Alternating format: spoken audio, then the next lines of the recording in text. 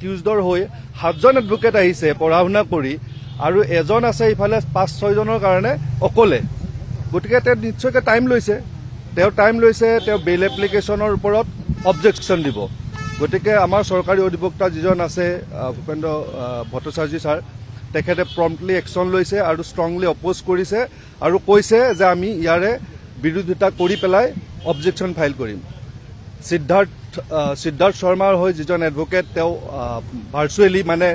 online video' conferencing যোগেৰে বাহিৰৰ পৰা কলকাতাৰ পৰা অনিল মিশ্ৰা তেওঁৰ নাম তেওঁ এপিয়াৰ হৈছে তেওঁ সময় বিচাৰিছে এই চাৰ্জ ফ্ৰেমিঙৰ কাৰণে চাৰ্জ যিটো হিয়াৰিং হ'ব কাৰণ এইটো বহুত ডাঙৰ ভলিউমিনাছ কেছ তেওঁ সময় দিছে আৰু লগতে সিদ্ধাৰ্থ শৰ্মাৰ এটা প্ৰপাৰ্টি আছে মহাবীৰ একুৱা বুলি সেইটো বস্তু ফৰফিচাৰ কৰাৰ কাৰণে এটেচ কৰাৰ কাৰণে CIDৰ যিজনী হেৰি আছে ৰজি মেম আছে তেখেতে হেৰি কৰিছে এখন পিটিশ্যন দিছে যে সেই বস্তুতে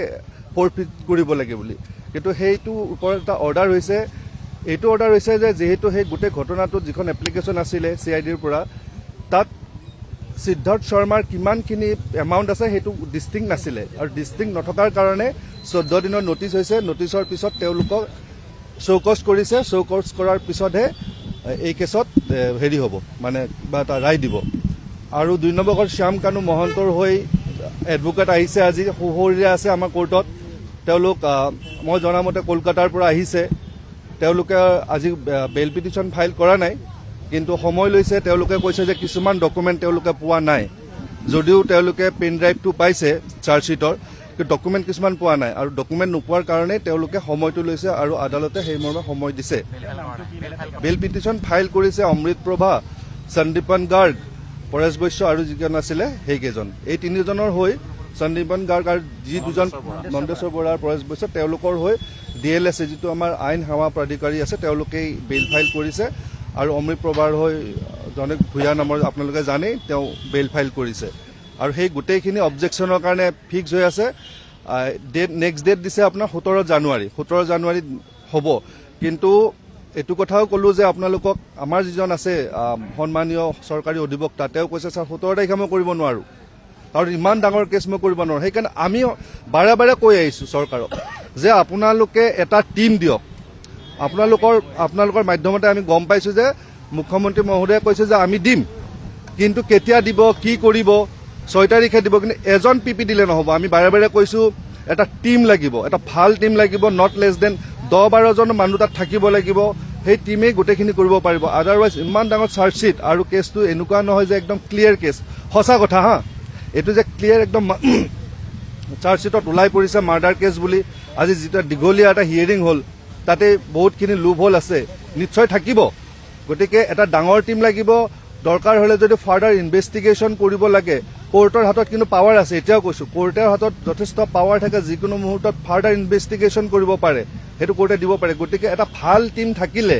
মই আমাৰ যোন চৰকাৰী মহামান্য অধিবক্তা আছে তেখেতক মই হেৰি কৰি কোৱা নাই তেওঁ বেয়া বুলি মই কোৱা নাই আকৌ বেলেগকৈ নাভাবিব তেওঁ বহুত ভাল কৰি আছে কিন্তু আমাক এটা যদি ভাল